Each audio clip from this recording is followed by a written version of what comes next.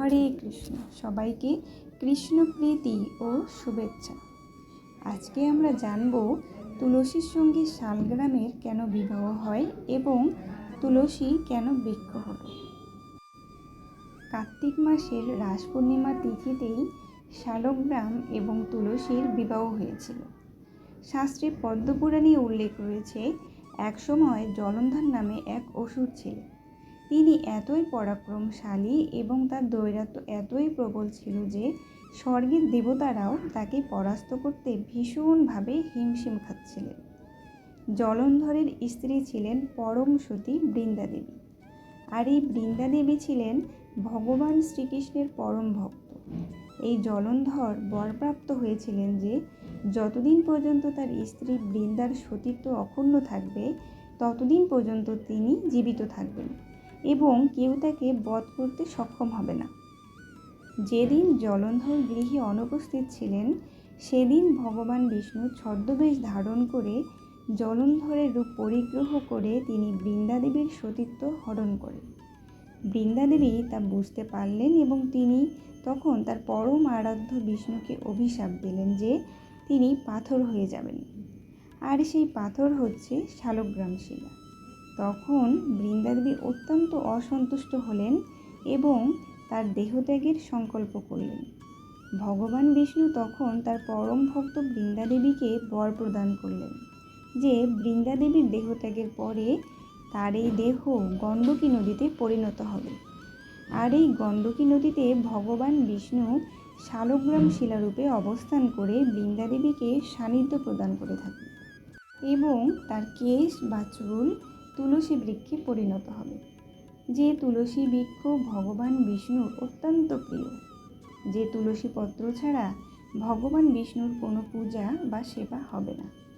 এইভাবে ভগবান বিষ্ণু বৃন্দাদেবীকে বর প্রদান করলেন এবং তার অভিশাপ তিনি গ্রহণ করলেন।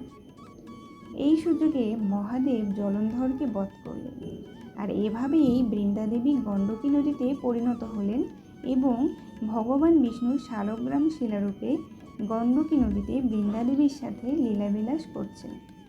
তাই শালগ্রাম শিলা গণ্ডকী নদী ছাড়া কোথাও পাওয়া যায় না।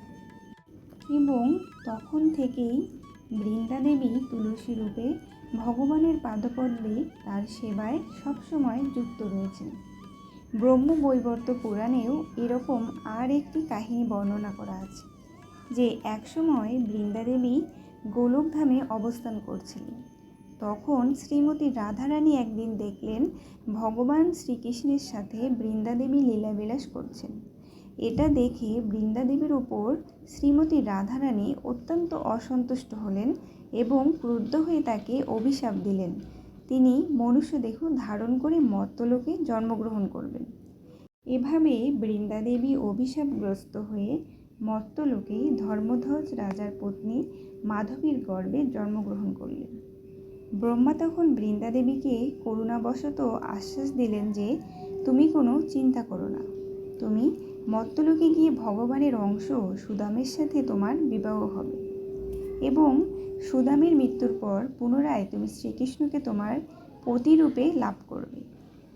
একবার সুদামকেও শ্রীমতী রাধারানী অভিশাপ দিয়েছিলেন যে তিনি দানবকুলে শঙ্খচূড় হয়ে জন্মগ্রহণ করবেন, আর এভাবেই সুদাম শঙ্খচূড় হয়ে জন্মগ্রহণ করলেন এবং শঙ্খচূড়ের পত্নী তুলসী বা বৃন্দা।